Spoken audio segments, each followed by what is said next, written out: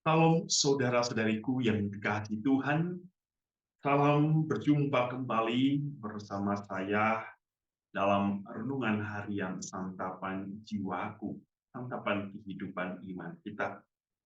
Pada hari ini kita kembali bersama-sama diundang untuk mendengarkan sapaan Tuhan melalui firman-Nya yang kudus yang akan kita dengar dari Injil Matius bab 8 ayat 23 sampai 27. Saya mengundang kita semua untuk mendengarkan firman Tuhan hari ini, dan semoga firman Tuhan hari ini menguatkan iman kita, meneguhkan hidup kita, dan semoga kita terus berjuang untuk berjalan pada jalan kebenaran Tuhan, dan semoga kita setia kepadanya. Mari kita mendengarkan firman Tuhan. Inilah Injil suci menurut Matius. Pada suatu hari, Yesus naik ke dalam perahu, dan murid-muridnya pun mengikutinya.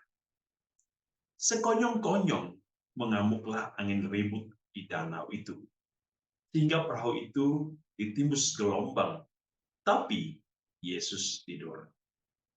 Maka datanglah murid-muridnya membangunkan dia. Katanya, "Tuhan, tolonglah, kita binasa." Ia berkata kepada mereka, "Mengapa kamu takut? Kamu yang kurang percaya." Lalu bangunlah Yesus menghardik angin dan danau itu. Maka danau itu menjadi teduh sekali. Dan heranlah orang-orang itu, katanya, "Orang apakah dia ini sehingga angin dan danau pun taat kepadanya?" Demikianlah sabda Tuhan, terpujilah Kristus. Saudara-saudariku yang dikasihi Tuhan, kita mendengar kisah tentang Yesus dan para murid ya, pada saat itu sedang berada di dalam perahu di tengah danau. Dan lalu terjadilah angin ribut dan gelombang besar datang, dan para murid menjadi takut. Lalu mereka membangunkan Yesus supaya Yesus menghardik angin dan gelombang yang mungkin membuat para murid menjadi gelisah, khawatir, bimbang, dan takut.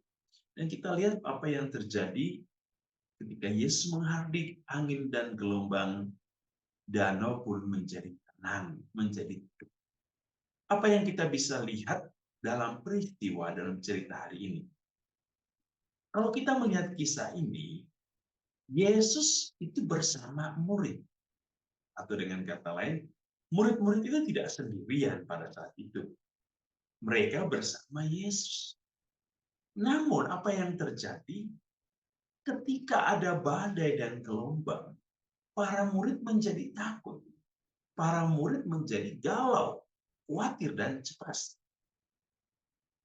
Di sini kita bisa melihat sebuah sikap iman yang mau kita garis bawahi, bahwa ternyata ya, beriman yang nampak dalam diri para murid itu hanya sebuah ungkapan kata-kata, bukan sebuah pembuktian dari sebuah perbuatan. Maka kita mendengar mereka menjadi takut, mereka menjadi gelisah. Padahal kalau kita berbicara tentang iman,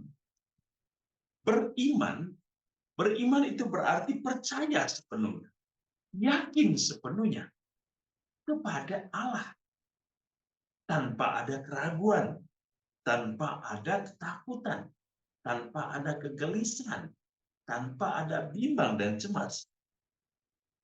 Beriman berarti kita menyerahkan seluruh kekuatan hidup kita. Kita menaruh seluruh harapan pada Allah. Beriman berarti kita sungguh mengandalkan seluruh kehidupan kita hanya kepada kekuasaan, keperkasaan, kebesaran, keagungan, dan kuatan serta kemuliaan Allah. para murid hari ini kita melihat, kita mendengar ada sebuah peristiwa yang mungkin agak berbeda. Mereka hidup dalam ketakutan. Padahal mereka sedang bersama Yesus. Ini juga menjadi pelajaran bagi kita. Mungkin kadang kita juga seperti para murid. Kita rajin berdoa, ya. Kita rajin berziarah, kita rajin ke gereja, kita rajin dalam kegiatan-kegiatan komunitas. Namun, ketika badai datang dalam hidup kita, ketika ada masalah datang dalam hidup kita menjadi cemas, kita menjadi takut, kita menjadi galau. Bahkan mungkin ada yang mulai meninggalkan Yesus, ada yang mulai tidak ingin lagi berdoa, tidak ingin lagi pergi ke gereja. Ada yang mungkin sampai bunuh diri karena ketakutan, kecemasan. Berarti apa yang mereka lakukan itu hanya sekedar formalitas, tuntutan, bukan sebuah rasa iman, bukan sebuah keyakinan, bukan sebuah kepercayaan. Maka Yesus hari ini menegur, menyapa dan mengingatkan kita. Kalau kita sungguh beriman kepada Allah, maka kita harus percaya kepada kekuatan. Kita harus mengandalkan Dia sebagai satu-satunya kekuatan hidup. Semoga Tuhan Yesus hari ini memberkati kita dalam seluruh hidup dan karir kita. Dalam nama Bapa dan Putra dan Roh Kudus. Amin.